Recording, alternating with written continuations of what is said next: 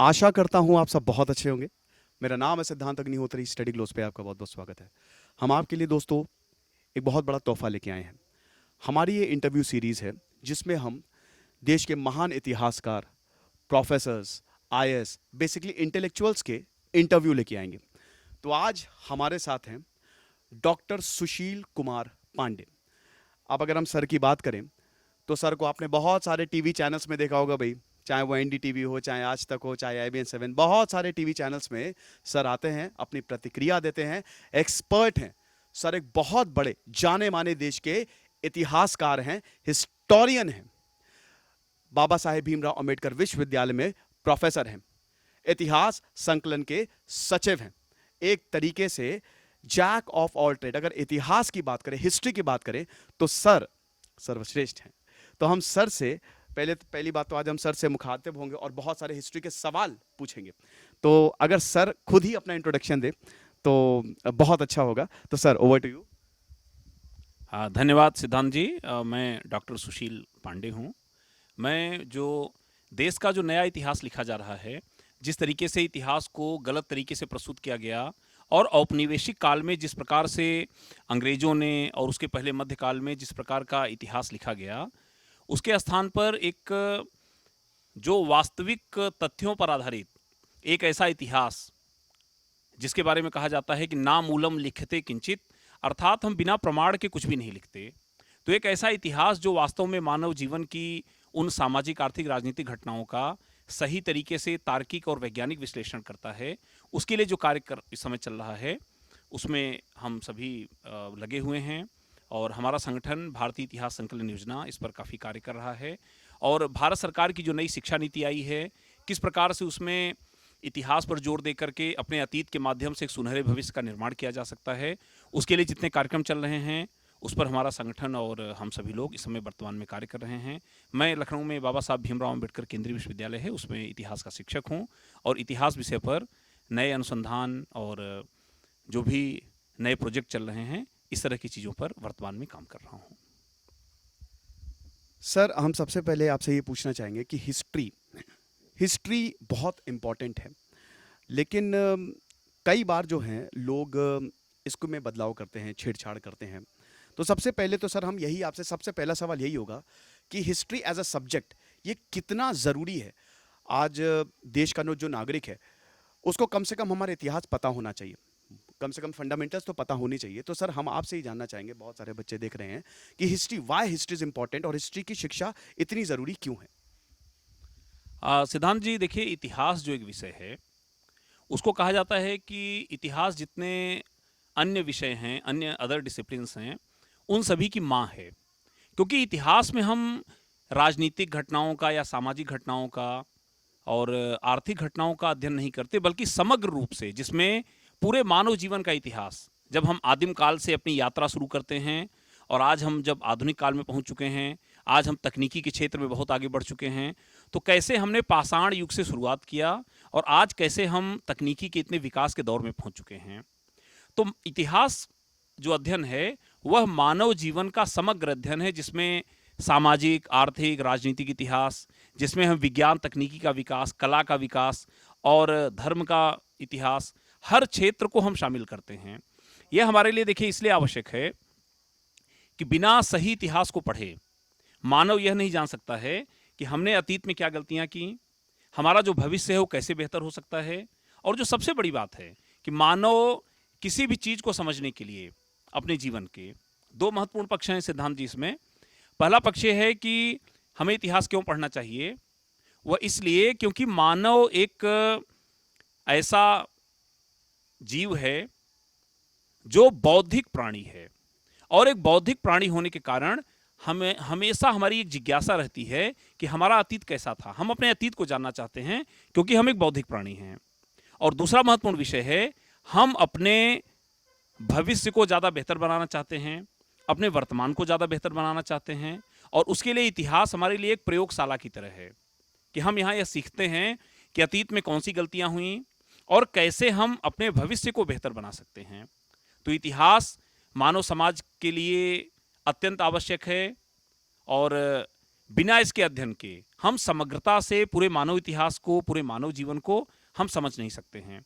हम आज जानने की कोशिश करते हैं कि किस प्रकार से हमने तकनीकी का उपयोग तो किया, लेकिन कई मामलों में वह तकनीकी कैसे हमारे लिए बहुत विध्वंसकारी शामिल हुई, और कई प्रकार की ऐसी बातें हुई कि जिसमें हमें देखने में आया कि तकनीकी के साथ साथ मानव ने ऐसे हथियार बनाए, परमाणु हथियारों का प्रयोग हुआ, और कई ऐसी, अब आजकल देखिए फिर बायोलॉजिकल वार, जैविकी युद्ध प्रारंभ हो गया है।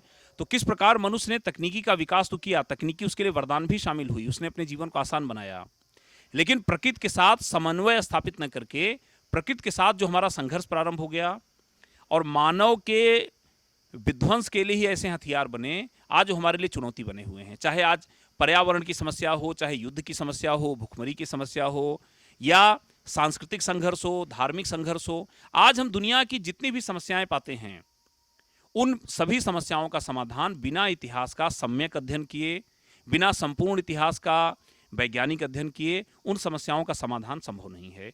तो पहली बात तो हम बौद्धिक प्राणी होने के कारण हम अतीत को जानने की कोशिश करते हैं। दूसरा महत्वपूर्ण विषय है कि हम अपने वर्तमान को बेहतर बनाना चाहते हैं, क्योंकि वर्तमान की कुंजी हमेशा अतीत में छुपी हुई है, क्योंकि मानव का जो वर्तमान है वह उसके अतीत का परिणाम होता है। और तीसरी महत्वपूर्ण चीज है कि हम अपने भविष्य को कैसे बेहतर बना सकते हैं। तो भविष्य को बेहतर बनाने के लिए आवश्यक है कि हम अपने अतीत को देखें, उसको समझें, उससे सीखें, और मानव जीवन के सभी पक्षों को ध्यान में रखते हुए, देखिए अन्य विषय भी हैं। अर्थशास्त्र मानव जीवन की आर्थिक गतिविधियों का अध्ययन करता है, समाजशास्त्र सामाजिक गतिविधियों का अध्ययन करता है, राजनीति शास्त्र राजनीतिक गतिविधियों का अध्ययन करता है, लेकिन इतिहास एक ऐसा विषय है जो समग्र रूप से संपूर्ण मानव का, हम पाषाण काल से लेकर और आज आधुनिक काल तक का एक समग्रता के साथ अध्ययन करते हैं, जिसमें मानव जीवन के सभी पक्ष शामिल होते हैं। और उसका उद्देश्य भी बिल्कुल स्पष्ट होता है कि हम कैसे वर्तमान को बेहतर बना सकें और कैसे हम भविष्य की चुनौतियों का सामना कर सकें। इसलिए देखिए सिद्धांत जी, इतिहास हर व्यक्ति के लिए, चाहे वो कोई साधारण व्यक्ति हो या इतिहास का विद्यार्थी हो, हमारे प्रशासक हों, हमारे राजनेता हों, हमारे फिल्मकार हों, हमारे पत्रकार हों, या अलग अलग क्षेत्रों में काम कर रहे हमारे विद्वान हों, सभी के लिए इतिहास का एक समग्र अध्ययन आवश्यक है, क्योंकि इतिहास किसी भी चीज को समग्रता से देखता है, अलग अलग नहीं देखता है। और उसी प्रकार से हम अपने वर्तमान को बेहतर बना सकते हैं और अपने भविष्य को बेहतर बना सकते हैं। तो यह मानव जीवन के लिए एक प्रयोगशाला की तरह है। बिल्कुल सही कहा सर आपने, मानव जीवन के लिए प्रयोगशाला की तरह है। काफ़ी कुछ हम हिस्ट्री से सीखते हैं और यही कोशिश करते हैं कि वो गलतियां ना हो जो हम दोहरा चुके हैं। सर अगला सवाल ये होगा कि हम लोग बात कर रहे हैं कि हिस्ट्री को हमारी चेंज किया गया है, डेफिनेटली चेंज किया गया है। सर इसमें 3 पैरामीटर्स के बारे में मैं आपसे जानना चाहूँगा। सबसे पहले, अगर हिस्ट्री को चेंज किया गया है, पहली बात तो हिस्ट्री को चेंज किया गया है या नहीं किया गया है, दूसरा चेंज किया गया है तो क्यों किया गया है, किस हद तक किया गया है, और तीसरा इंपॉर्टेंट सवाल ये होगा कि वो क्या चीज़ें हैं जो अभी हमको ऐड करनी है हिस्ट्री से। एग्जांपल, हम जैसे हमारा जो इतिहास है, जो स्कूल में जो किताबें पढ़ाई जाती हैं उसमें विजयनगर के बारे में नहीं बताया जाता, या चोलास के बारे में उतना नहीं बताया जाता जितना बताना चाहिए।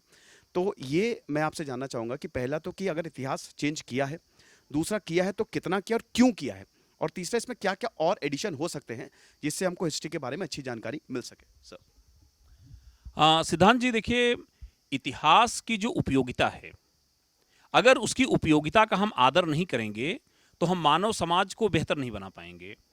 इतिहास हमारे लिए क्यों आवश्यक है, अभी मैंने आपको बताया।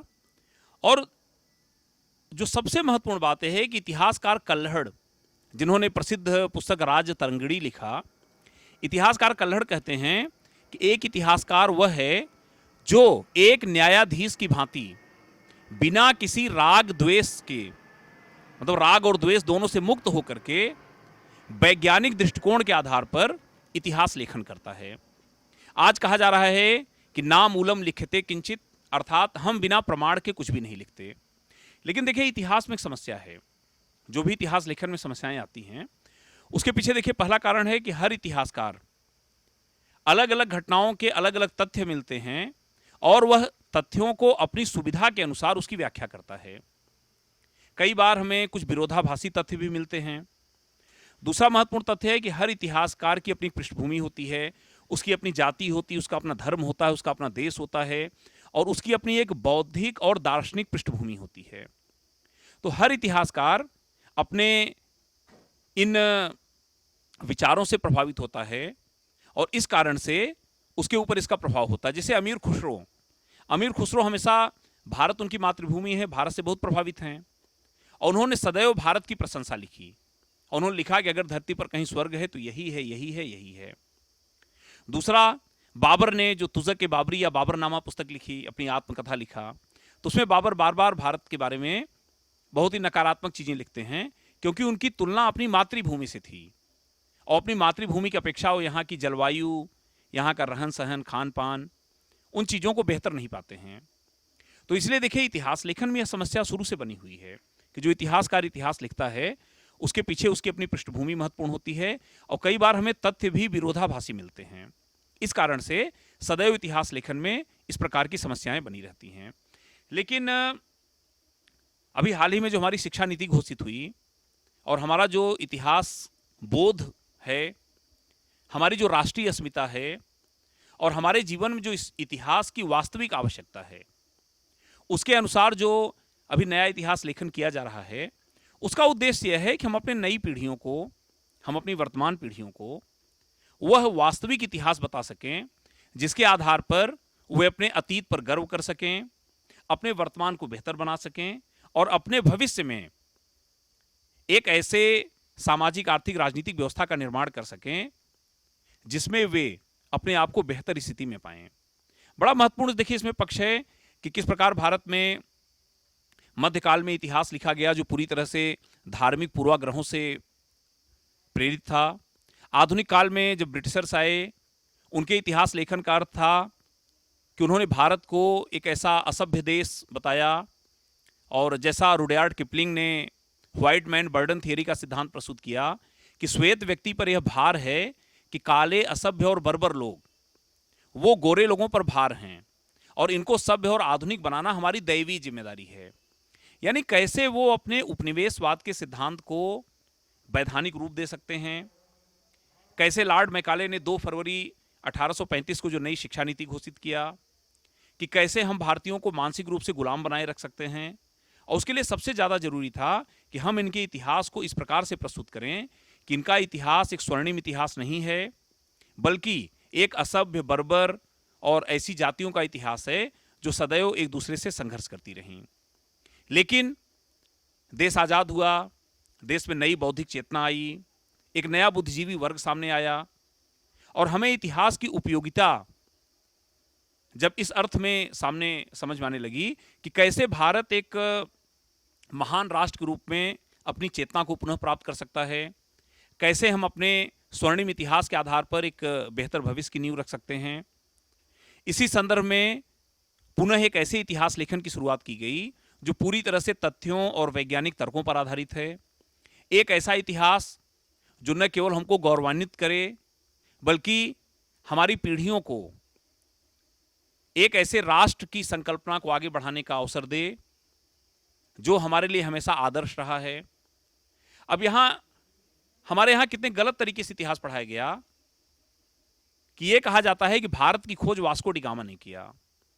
अब आप इस महत्वपूर्ण तथ्य को देखिए कि वास्को डी गामा ने भारत की खोज नहीं किया।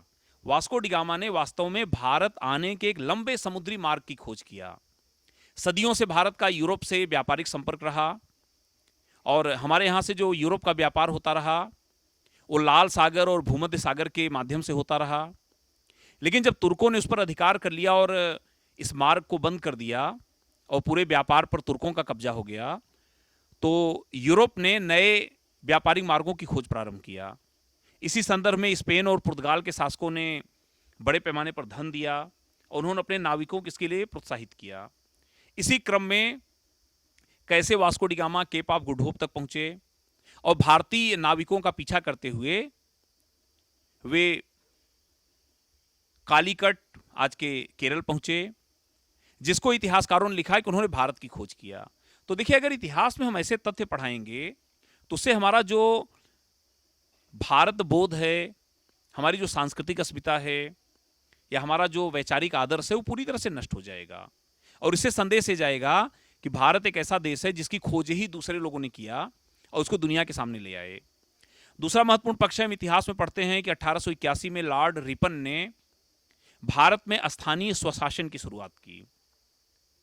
आप चोल काल का इतिहास देखें, उत्तर मेरूर अभिलेख हमें बताता है कि किस प्रकार से चोलों के शासनकाल में एक उन्नत ऐसी स्वशासन की संकल्पना थी, जहां पर वास्तव में आज जो लोकतंत्र का आदर्श है कि किस प्रकार जमीनी स्तर पर लोकतंत्र मजबूत हो सकता है।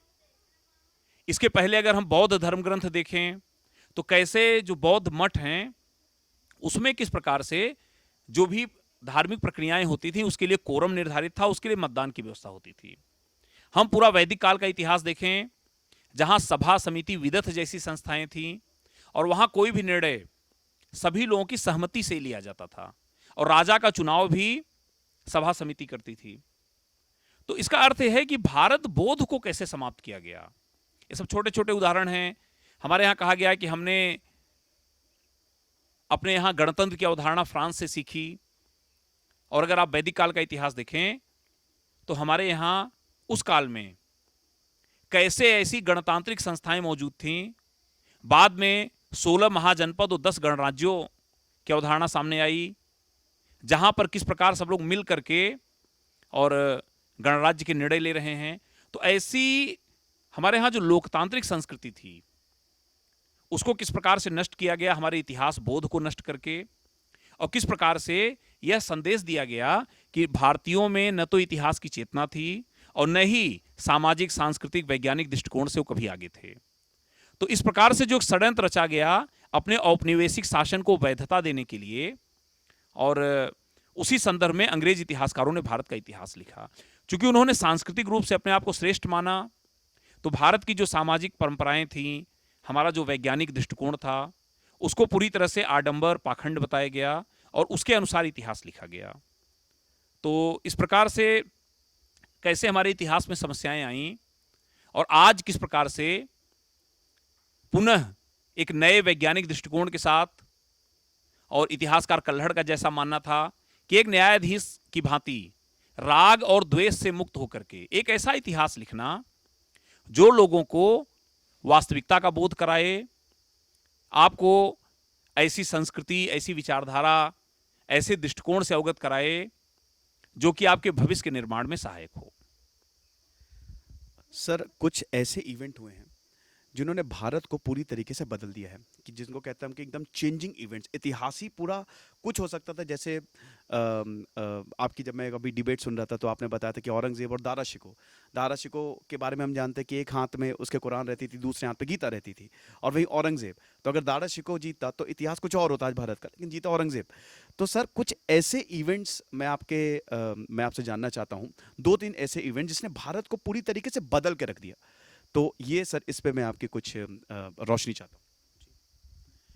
देखिए, भारत का जो इतिहास है, जो पाषाण काल से शुरू होता है, और आज हम किस प्रकार से लगातार सामाजिक, आर्थिक, राजनीतिक क्षेत्र में काफ़ी आगे बढ़ गए, एक परिपक्व लोकतंत्र के रूप में हम सामने आए। लेकिन हमारे इतिहास में जहाँ पर भी कुछ ऐसे क्रांतिकारी बदलाव हो सकते थे, जहाँ पर हमने गलतियाँ की, मैं मानता हूं कि पहला जो महत्वपूर्ण विचार रहा कि जब भारत पर महमूद गजनवी का आक्रमण हुआ, तो उस समय हमारे जो क्षेत्रीय राज्य थे वे इसका महत्व तो नहीं समझ पाए, और चूंकि आपस में ही वो संघर्ष कर रहे थे, तो ऐसे सभी राज्य मिलकर महमूद गजनवी का मुकाबला नहीं कर पाए। परिणाम यह हुआ कि खैबर और बोलन दर्रे से भारत पर जो लगातार विदेशी आक्रमण होते रहे, वो लगातार आगे बढ़ते रहे, और छोटे छोटे राज्यों को हराते हुए उन्होंने धीरे धीरे पूरे भारत पर कब्जा कर लिया। तो हमारा जो धर्म, संस्कृति, हमारी अर्थव्यवस्था किस प्रकार से नष्ट हुई और किस प्रकार से उन्होंने भारत की आत्मा को नष्ट किया। तो प्राचीन काल से जो भी हमने सामाजिक, आर्थिक, राजनीतिक प्रगति की थी वो पूरी तरह से नष्ट हो गई। हमारी जो भी सांस्कृतिक विरासत थी, हमारी जो भी ज्ञान की परंपरा थी, उसको पूरी तरह से नष्ट कर दिया। तो पहला महत्वपूर्ण इवेंट ये था कि महमूद गजनवी का मुकाबला करने के लिए उस समय जो भारतीय राज्य थे वो एकजुट नहीं हो पाए, जिसकी वजह से भारत का जो इतिहास था वो बिल्कुल नए तरीके से सामने आया।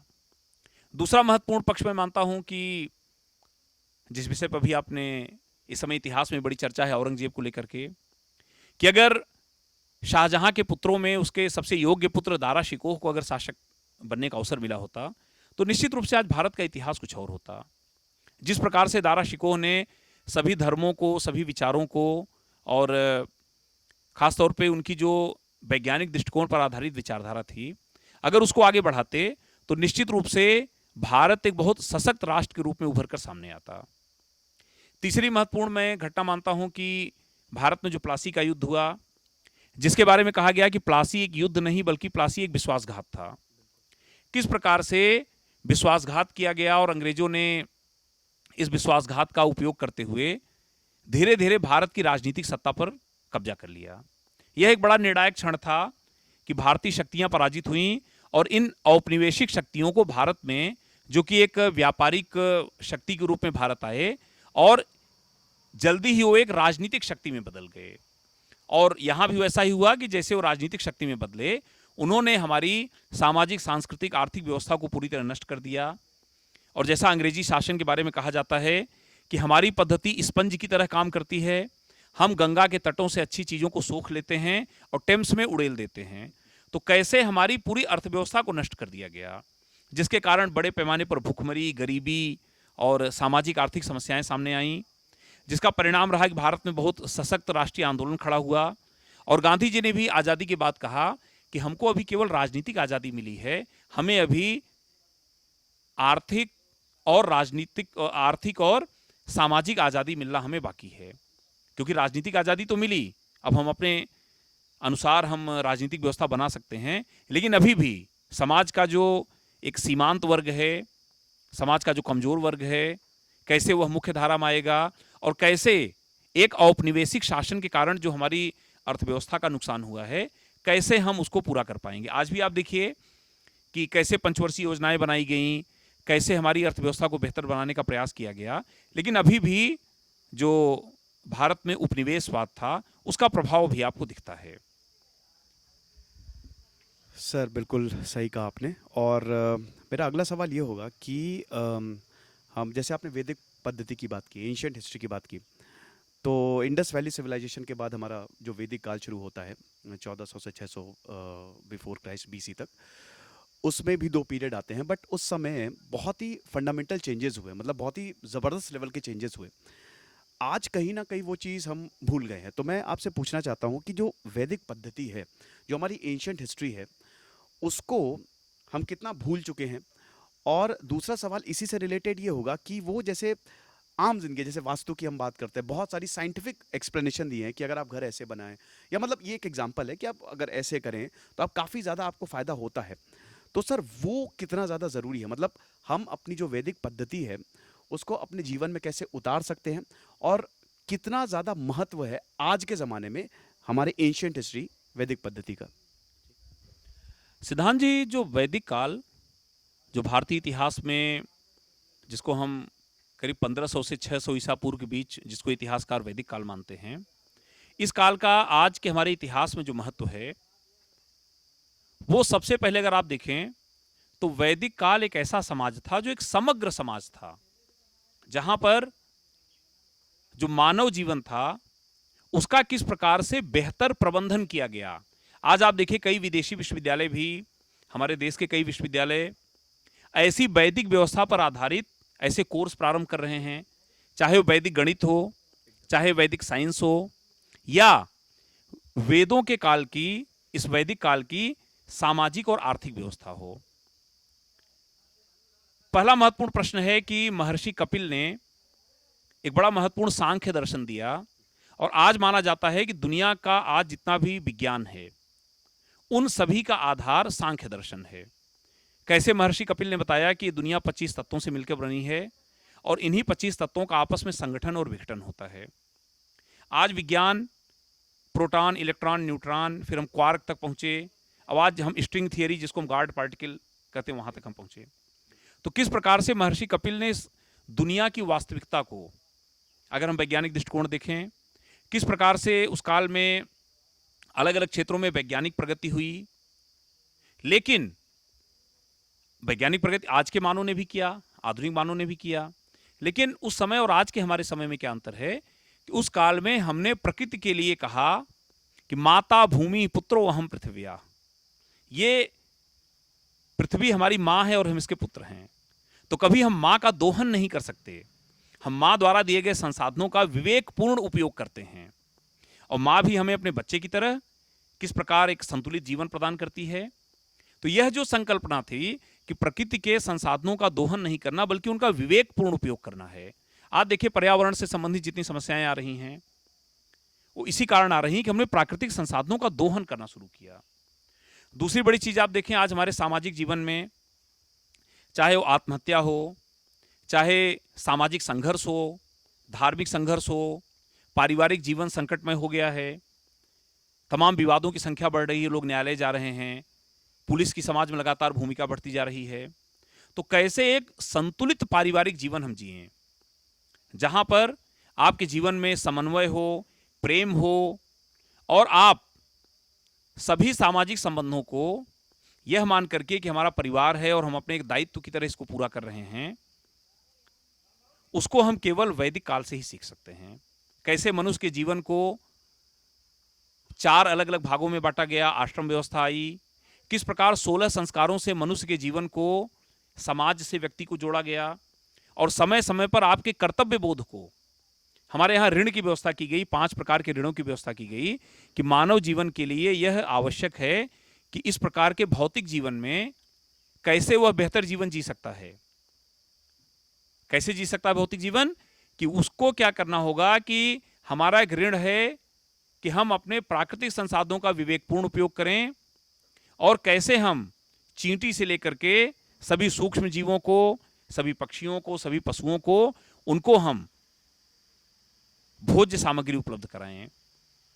तो हमारी ये जो ऋण की परंपरा थी, हमारी जो आश्रम व्यवस्था थी, या हमारी जो सामाजिक परंपराएं थी, वो पूरी तरह से वैज्ञानिक तथ्यों और तर्कों पर आधारित थी। एक ऐसा संतुलित समाज जहां पर न कोई बड़ा था न कोई छोटा था, बल्कि सभी के वर्णों के आधार पर सभी के अलग अलग कार्य विभाजित थे, और कोई व्यक्ति अपनी योग्यता के अनुसार अपना वर्ण बदल सकता था। दूसरी देखिए सिद्धांत जी, जो बड़ी महत्वपूर्ण बात है कि आज हम क्या सीख सकते हैं। अभी हमारे देश में नई शिक्षा नीति आई जिस पर वैदिक काल का महत्वपूर्ण प्रभाव दिखता है। आज भी कई ऐसे हमारे केंद्र हैं जहां पर हमारे बच्चे इंजीनियरिंग की, मेडिकल की पढ़ाई करने, सिविल सर्विस की पढ़ाई करने जाते हैं, और बहुत दुखद खबरें आ रही हैं कि बच्चे आत्महत्या करते हैं ऐसे बड़े शहरों में, बड़े केंद्रों पर जा करके, और बड़ा दुखद है। अभी ये घटना हाल ही में सामने आई। लेकिन आप अगर वैदिक काल की शिक्षा व्यवस्था देखें तो वैदिक काल की शिक्षा व्यवस्था हमें यह सिखाती है कि केवल भौतिक शिक्षा से समाज में बदलाव नहीं आ सकता। जब तक शिक्षा बहुआयामी नहीं होगी, जिसमें मानव जीवन जीने के लिए आवश्यक है कि हमारे पास संसाधन हो, हम धन अर्जन करें, अपना परिवार चलाएं, लेकिन केवल भौतिक शिक्षा से जीवन नहीं चल सकता। जब तक शिक्षा में नैतिक मूल्य और आध्यात्मिक मूल्य शामिल नहीं होंगे, तब तक शिक्षा का कोई अर्थ नहीं है। हमारा आयुर्वेद कहता है कि कोई भी रोग 3 कारणों से होता है, वात, पित्त और कफ।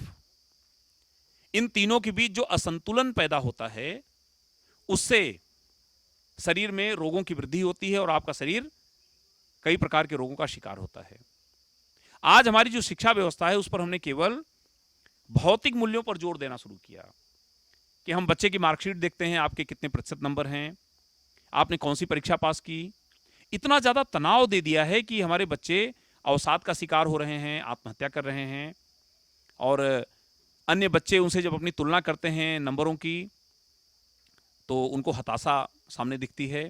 लेकिन हमारी जो वैदिक शिक्षण की पद्धति थी वो आयुर्वेद की तरह क्या कहती है कि केवल भौतिक जीवन नहीं, आपके जीवन का, शिक्षा का उद्देश्य है एक व्यक्ति का आध्यात्मिक, नैतिक और भौतिक विकास। तो जब तक तीनों पक्षों पर हम जोर नहीं देंगे, हम केवल अंकों की दौड़ में परीक्षाओं को पास करने पर जोर देंगे, हमारा जीवन असंतुलित होगा और इस प्रकार के अवसाद और मानसिक समस्याओं के हम शिकार होंगे। पूरे वैदिक काल में एक भी उदाहरण नहीं मिला कि कोई विद्यार्थी अवसाद से ग्रसित होता हो। आत्महत्या तो बहुत बड़ी चीज है, जिस प्रकार से उपनिषदों में जो हमारी शिक्षा व्यवस्था थी, जिसमें गुरु के समीप बैठकर अध्ययन होता था, कोई भी विद्यार्थी प्रश्न पूछ सकता था और शिक्षक उसे वैज्ञानिक दृष्टिकोण से उसे बेहतर ज्ञान देते थे। तो हमारी जो उपनिषदों की परंपरा थी, उससे हम यह सीख सकते हैं कि शिक्षा का हमारे जीवन में क्या महत्व है, कैसे एक विद्यार्थी को हम समग्र शिक्षा दे सकते हैं। अगला देखिए महत्वपूर्ण विषय है कि आज किस प्रकार से समाज में बीमारियां बढ़ रही हैं। हम किस प्रकार से आज योग न केवल भारत बल्कि पूरी दुनिया में लोकप्रिय हो रहा है और पूरी दुनिया मान रही है कि योग की जो पद्धति है वो जीवन के लिए सबसे बेहतर है।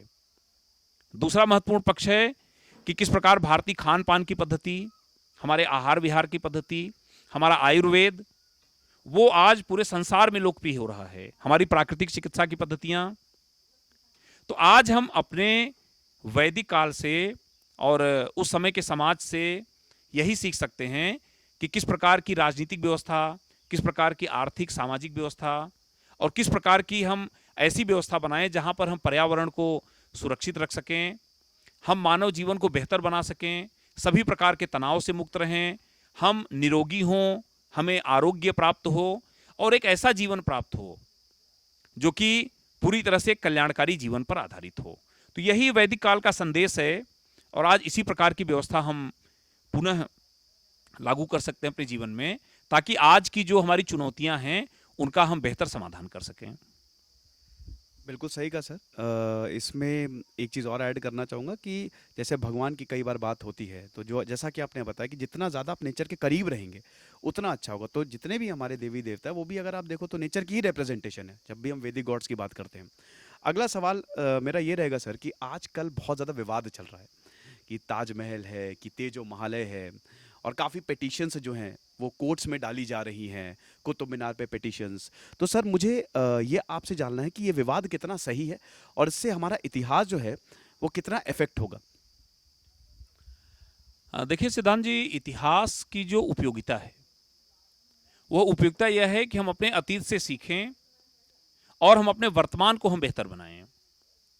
लेकिन अपने वर्तमान को बेहतर बनाते समय हम यह ध्यान रखें कि अगर हम इतिहास से अनावश्यक विवाद पैदा करेंगे, हम इतिहास से एक ऐसा संघर्ष समाज में पैदा करेंगे जिससे समाज में द्वेष बढ़े, समाज में संघर्ष बढ़े, तो यहाँ हम कहीं न कहीं इतिहास की उपयोगिता का अनादर करेंगे।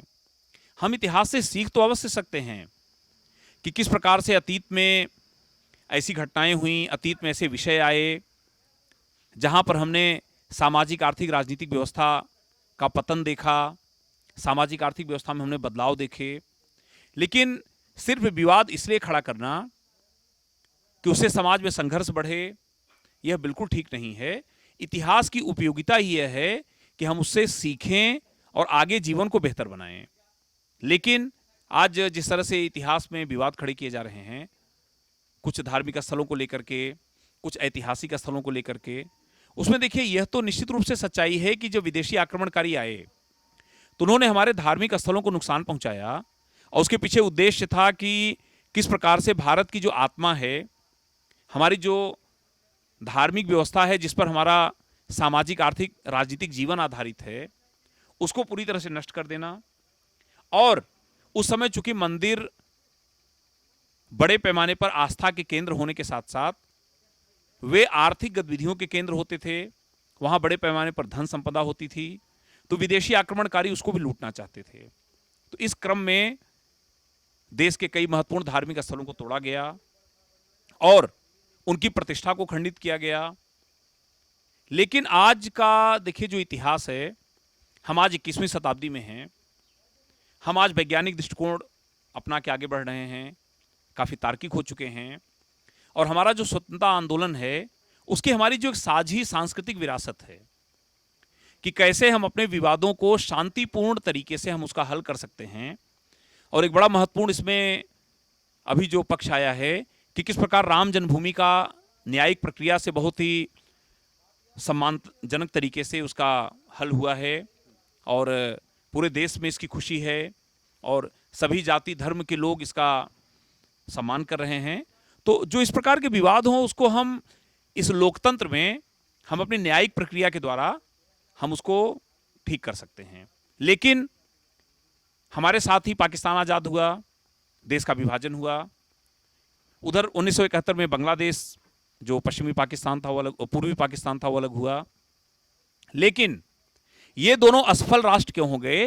क्योंकि इन्होंने एक धार्मिक राज्य की स्थापना किया। इन्होंने जो थियोक्रेटिक स्टेट बनाया वह उनके नागरिकों को एक लोकतांत्रिक समाज में बदलने में, वैज्ञानिक दृष्टिकोण देने में और जो आधुनिक समाज की आवश्यकताएं होती हैं उसको पूरी करने में असफल रहा। लेकिन भारत ने अपनी इन सभी समस्याओं का समाधान लोकतांत्रिक प्रक्रिया से खोज लिया।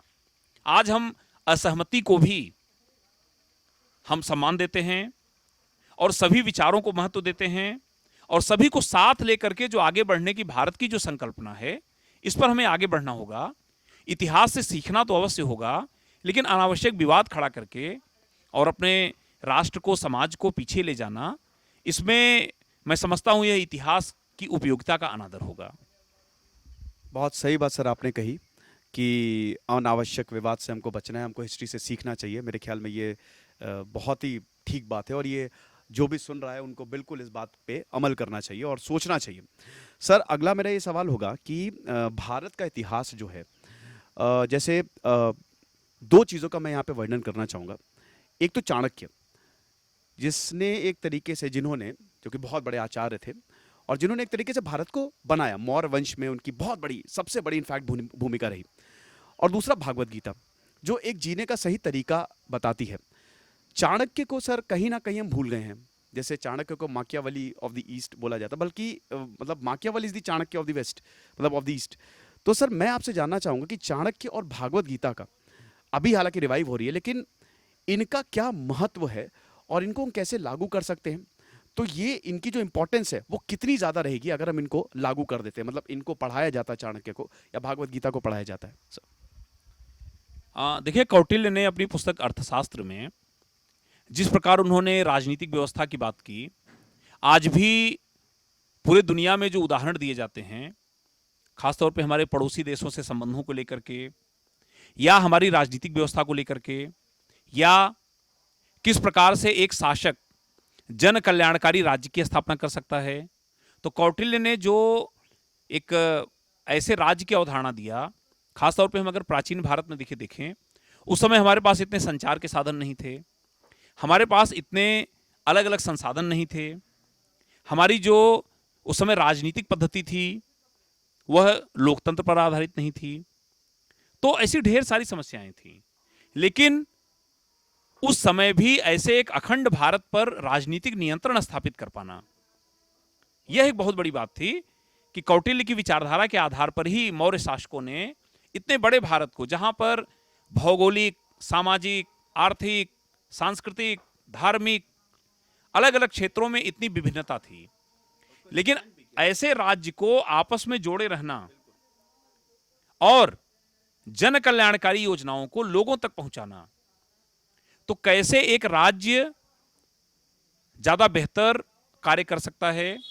और आज भी जो कौटिल्य के सिद्धांत है पूरी तरह से प्रासंगिक हैं कि राज्य की वास्तविक अवधारणा क्या है, कि राज्य कैसे जन कल्याणकारी कार्यों को आगे बढ़ा सकता है, राज्य कैसे अपने संसाधनों को जनता के हित में प्रयोग कर सकता है, और जहां पर आवश्यकता पड़े वहां राज्य किस प्रकार से दंड की भी व्यवस्था कर सकता है। आज जो राजनीतिक व्यवस्था में साम, दाम, दंड और भेद की बात कही जाती है, वह कौटिल्य की ही देन है। और कौटिल्य ने कैसे एक ऐसे कल्याणकारी राज्य की बात कही जो न केवल अपने नागरिकों के अधिकारों की रक्षा करता है, बल्कि अपने नागरिकों को सशक्त भी बनाता है।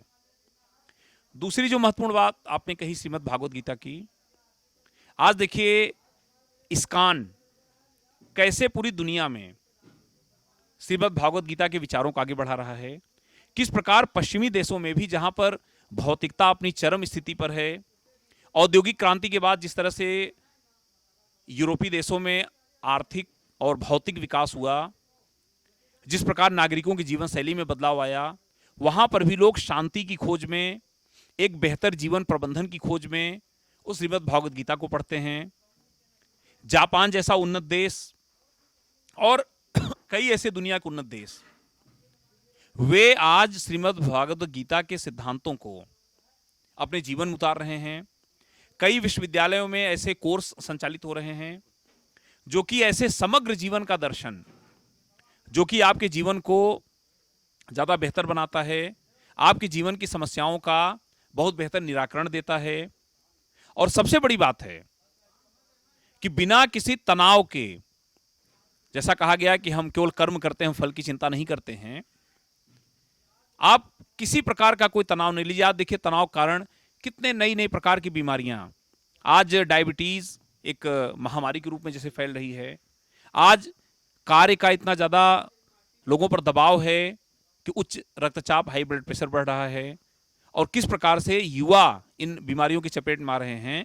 हमारे जो कार्यस्थल हैं उस पर किस प्रकार से इतना दबाव लगातार बन रहा है।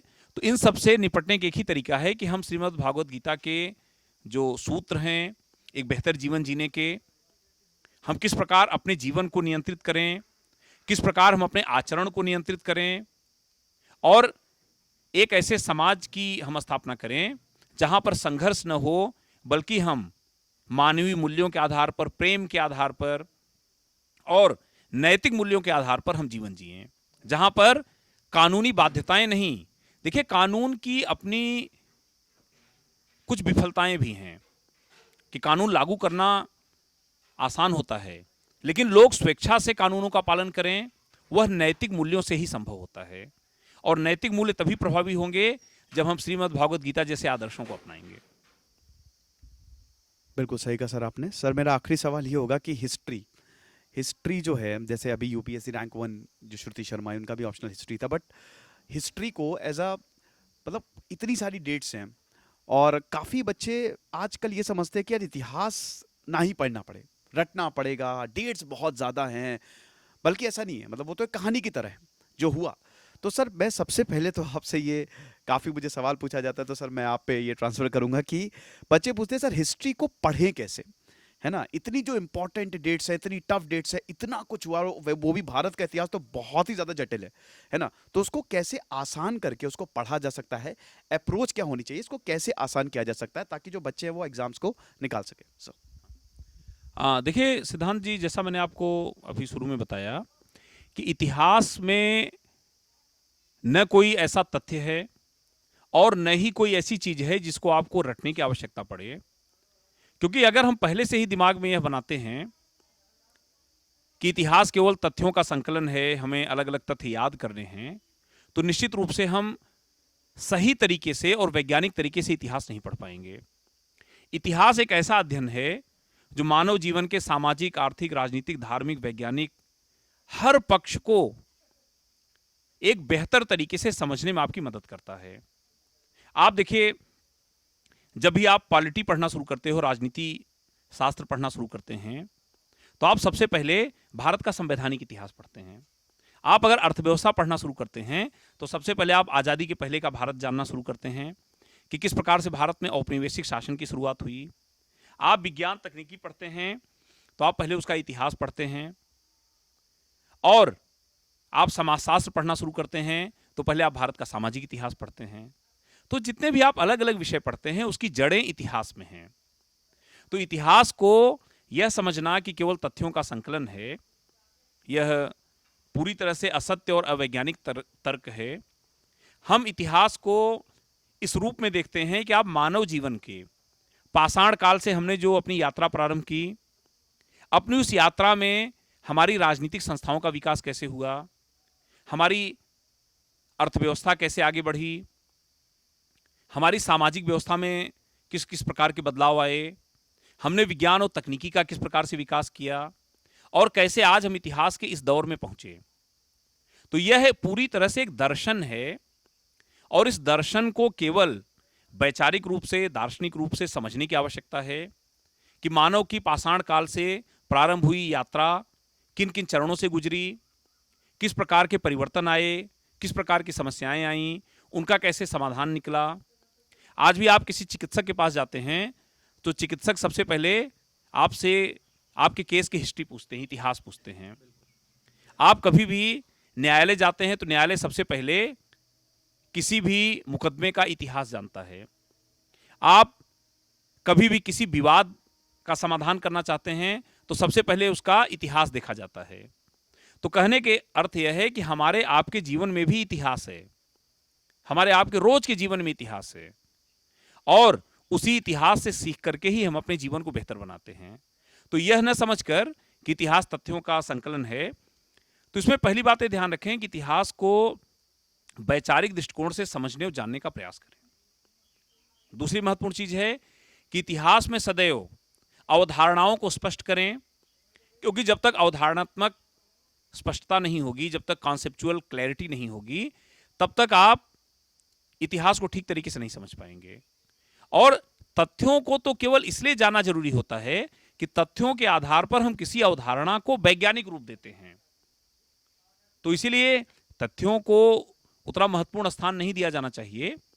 महत्वपूर्ण स्थान यह है कि हम कैसे अवधारणात्मक रूप से चीजों को समझें, पूरे मानव की उस विकास गाथा को, कि कैसे पाषाण काल में पहले अग्नि और पहिए से शुरू करके और आज हम तकनीकी विकास के इतने उन्नत दौर तक पहुंच गए।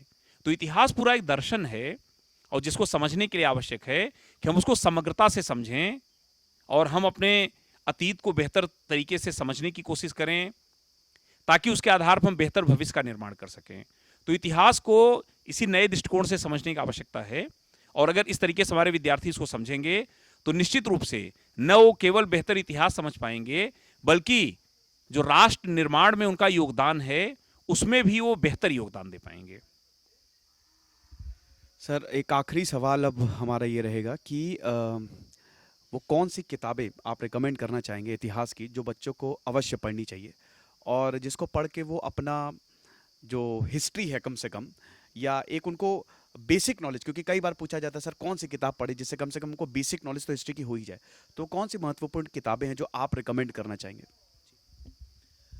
देखिए सिद्धांत जी, इतिहास में आज अलग अलग विचारधारा के लेखक हैं जिन्होंने अलग अलग दृष्टिकोण से पुस्तकें लिखी हैं। तो सिविल सेवा में चूंकि उसका निश्चित पाठ्यक्रम है, उसके लिए अलग अलग तरह की पुस्तकें हैं। जो विश्वविद्यालयों के अलग अलग पाठ्यक्रम हैं उसमें अलग तरीके की पुस्तकें हैं, और जो हमारे सामान्य पाठक हैं उनके लिए अलग तरीके की पुस्तकें हैं।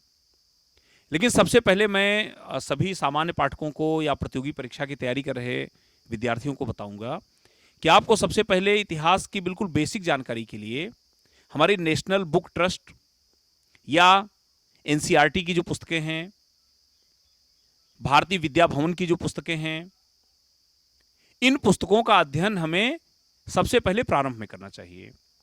जब आप इन पुस्तकों का अध्ययन करते हैं तो आप इतिहास को क्रम से और वैज्ञानिक तरीके से आप समझ जाते हैं, और जब आप इतिहास के क्रम को, इसकी वैज्ञानिकता को और इसके आधार को समझ जाते हैं तो आगे अलग अलग विषयों पर जो विशेषज्ञ पुस्तकें हैं उसको आप आसानी से पढ़ सकते हो। जैसे अगर हम आधुनिक भारत में देखें तो आधुनिक भारत में अलग अलग इतिहासकारों ने अलग अलग पक्षों को लिखा। उसमें आप पूरे भारत की विकास गाथा को बेहतर तरीके से आप पढ़ सकते हैं। इसमें एनबीटी में नेशनल बुक ट्रस्ट की कई महत्वपूर्ण किताबें हैं, एनसीईआरटी की किताबें हैं, और भारतीय विद्या भवन ने इस पर पूरी सीरीज निकाली है जिस पर बहुत ही वैज्ञानिक और बड़े तार्किक दृष्टिकोण से उन्होंने इतिहास को प्रस्तुत किया है। तो प्रारंभिक रूप से इन पुस्तकों का अध्ययन करना चाहिए। बाकी तो अलग अलग विषयों पर, इतिहास के अलग अलग पक्षों पर अलग अलग लेखकों की पुस्तकें हैं, लेकिन जिन भी पुस्तकों का विद्यार्थी अध्ययन करें उसमें ये ध्यान रखें कि हम उन्हीं तथ्य और तर्कों से सहमत हों जो इतिहास को निर्विवाद रूप से और वैज्ञानिक रूप से लिखने के लिए प्रस्तुत किए गए हों।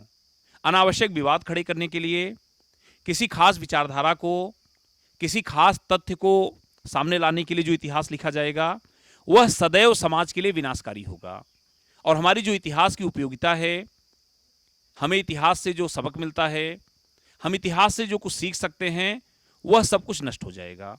इसलिए सभी विद्यार्थियों को ध्यान रखना चाहिए कि ऐसे दृष्टिकोण से इतिहास का अध्ययन करें, ऐसी प्रमाणिक पुस्तकों का जो पूरी तरह से स्रोतों के साथ, ना मूलम लिख्यते किंचित, हम बिना प्रमाण के कुछ नहीं लिखते। प्रमाण आवश्यक है, क्यों लिखा जा रहा है, उसका उद्देश्य क्या है और वह किस प्रकार से हमारे राष्ट्र निर्माण में योगदान दे सकता है।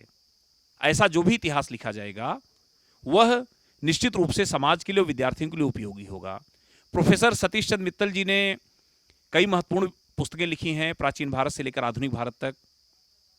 वे पुस्तकें विद्यार्थी जरूर पढ़ें और उसमें देखें कि किस प्रकार से उन्होंने वैज्ञानिक और तार्किक आधार पर उन्होंने इतिहास लिखा है। Thank you so much sir, आपने अपना कीमती समय दिया हमको, और जो आपने बातें बताई हैं वो डेफिनेटली स्टूडेंट्स के लिए, स्टूडेंट्स नॉट ओनली स्टूडेंट्स बल्कि जो भी देखेंगे उन सब के लिए लाभकारी होगी। तो दोस्तों आप हमको बताइएगा कि आपको सेशन कैसा लगा। आपने देखा कि ये सारी चीज़ें आपको कोई नहीं बताएगा और ये सारी चीज़ें आपको पता भी नहीं होगी। तो हमारी जो सीरीज़ है जारी रहेगी, कमेंट बॉक्स में ज़रूर बताएं, और हमसे इंस्टा पे जुड़ना ना भूलें, टेलीग्राम पे आप हमको फॉलो कर सकते हैं और चैनल को ज़रूर सब्सक्राइब करें। बाकी डॉक्टर सुशील कुमार पांडे सर हमसे और भी बातें करेंगे, लेकिन वो अगले सेशन के लिए हम उनको बचा के रखते हैं। जैसे सिद्धांत अग्निहोत्री साइनिंग ऑफ।